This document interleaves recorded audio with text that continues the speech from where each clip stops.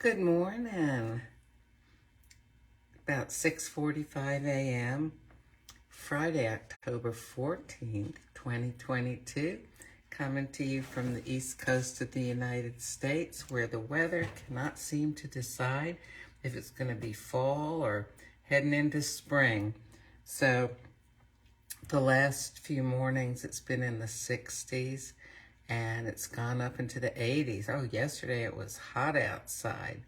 Anyway, so today I decided I'd wear a sleeveless dress so when I take the kids out to recess, I'd be able to be a little bit more comfortable. Well, yeah, today's my last day of subbing for many days in a row. I have a few more days scheduled this month, but not every day, day after day. So I'll get a little rest here. Well, I've got my coffee spice basket out. Yeah, I have a basket where I just keep spices that I use in coffee. And I am going to talk about some books this morning too. So if you don't drink coffee, hang in there. So I've got some Nespresso chocolate fudge coffee. And now this is one of those coffees that actually does have some flavors added to it. The flavor of it is not just dependent on what's in the coffee bean naturally. So I'm going to add some more of my own flavor. Now this may be a surprise. What I'm going to add is some chili powder. Yes, chili powder. So I am going to be careful adding this. Those of you who've, look at those big holes, okay? So I'm going to shake it into my hand first. Okay, I've just got a little bit in my hand.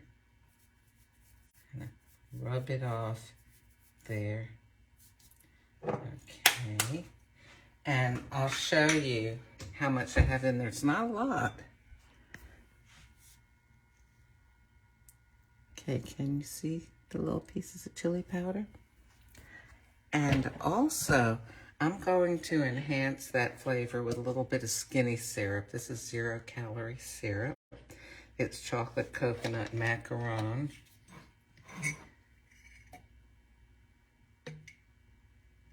Okay, just put a little bit in there.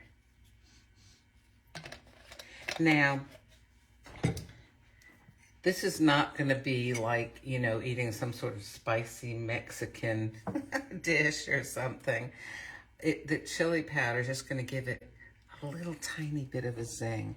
So let me get this coffee going, and then I'm going to tell you about some books, okay? All right, let's see. And that shouldn't overflow, but I'll kind of take a little gander at it every once in a while as it's going.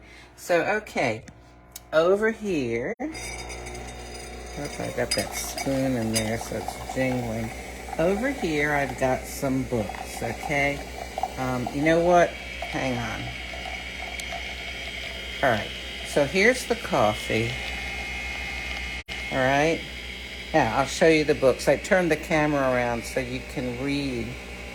The author is Caroline Graham.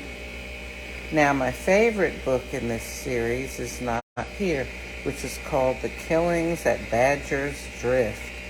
Now, some of you may recognize some of these names. Okay? I'll see the killing. Oh, do I have it? Well, for heaven's sakes, there it is. I didn't even notice. The Killings at Badger's Drift. Let's just take another look at the coffee here for a minute. Oh yeah, I think we're going to be fine. It's not going to overflow. So, some of you may have recognized that name, that title of the book. Do you ever watch the TV show Midsomer Murders? Now, if you're not a fan of, or you haven't heard of this particular show, this is possibly the most popular cozy mystery show on TV, possibly that's ever been on TV. I think it's been going for, I don't know, 20 years now. It's, you know, it's one of these shows that sort of follows the concept that somebody once said of a cozy mystery, that, you know, somebody dies but nobody gets hurt, more or less. It's not one of these crime dramas, CSI things, you know, crime scene investigation, where there's blood and gore and, ooh, you know, you see people brutally murdered and you get all creeped out and you're afraid to go to bed that night and things like that because of what you saw. It's about murder mysteries that, for the most part, at least I feel like, could never happen to me. They all take place in these quaint English villages in the Cotswolds area of Great Britain. And yes, they take place in modern times, but they're all, you know, a little bit, well, they're so out of the ordinary, the characters and the situations, that while they are believable, they're not something that you could relate to as far as, oh, that might happen to me. Not gonna happen.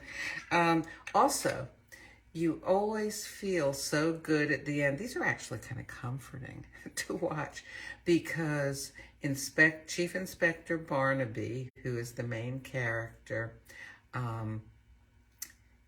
everything always turns out right in the end.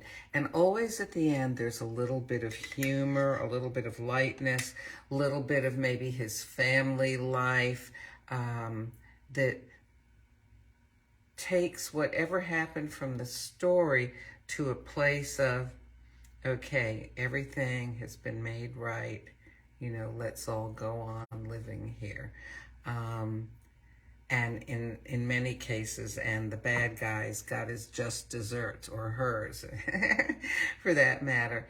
And it's got all the, you know, the thatched roof houses and all that sort of stuff.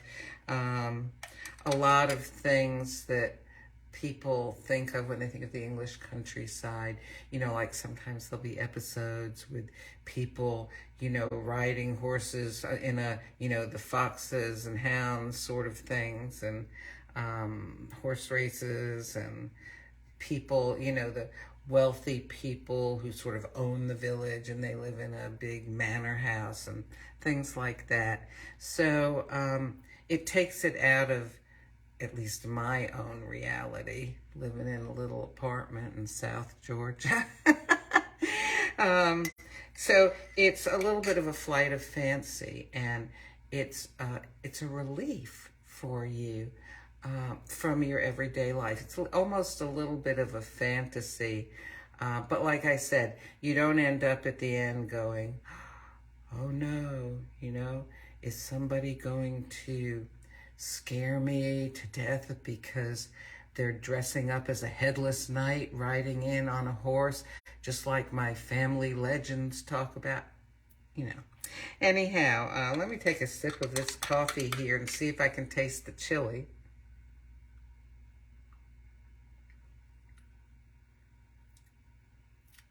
You know what? I can taste a little bite of the chili, but you know what I'm going to do? I'm going to take a Splenda here, because it's not, this was a big cup of coffee. It was 8 ounces, and then there's about maybe 3 ounces of milk, and I didn't put that much of the sweetener in. So I'm just going to add a little bit of Splenda here and mix it up, because sometimes when you have spicy, you even could use a little sweet to perk up the spice. And some of you may know when you're making chili or spaghetti sauce, some people will add a little sugar.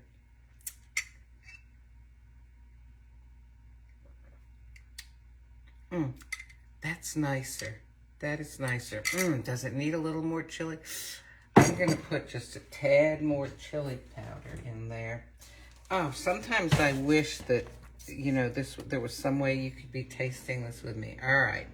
I'm going to live dangerously. Tap, tap, tap. Okay, not too much.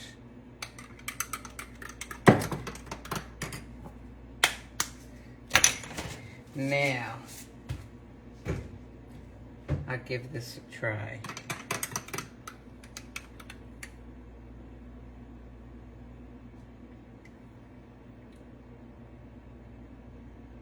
Okay, I've got a little more bite from that chili in there. I can feel the heat in my mouth. You know, in all honesty though, I don't know if this is the best coffee to have with the chili powder. I'm thinking black coffee would be better, and that when you have milk with it, I think cinnamon would bring more of a zest to the coffee. But anyway, so am I going to say that's enough about coffee? Let me talk about the books. I have all of these books. Now, Caroline Graham only wrote, I think, about 7 books that have been turned into the Midsummer Murders TV show. What they did is the first approximately 7 shows, they based on her books. They're nowhere near as intense as her books are. Obviously, you know, a book is going to be more involved and intense than a TV show. But then they created more shows in the same vein, in the same spirit, the same tone, the same settings as her original books. And what is happening lately is Audible.com is recording these books so that you can listen to them instead of having to read them, which works out a lot better if you're driving in a car, right? So I've been getting them in the audio version too, and they have good narrators, and I've been enjoying them that way. They're just, I know it may sound weird to say, oh, it's a murder mystery, it's a fun story, but like I said, it's intriguing, it's removed from your own reality, and it can be really enjoyable sometimes to read or listen to that type of thing. So these books are by Caroline Graham. Here, I'll turn it around for you.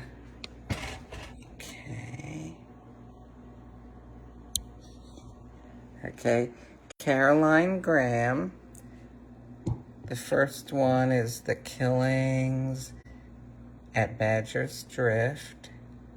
Okay, and then there's about 7 more books, and they take place in places like this.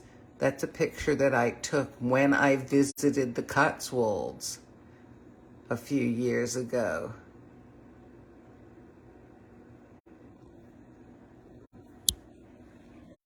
So I really recommend the TV show, the books, the printed ones, and the audio books. Oh, I need to get going here. I gotta go to school. I'm gonna finish my coffee and take off. I hope you have a wonderful day. And maybe for this weekend, you'll find a good book to read. And where is my button that says, okay, are you, oh, it's disappeared, my finish button. Oh, here it is. Okay, now we can finish.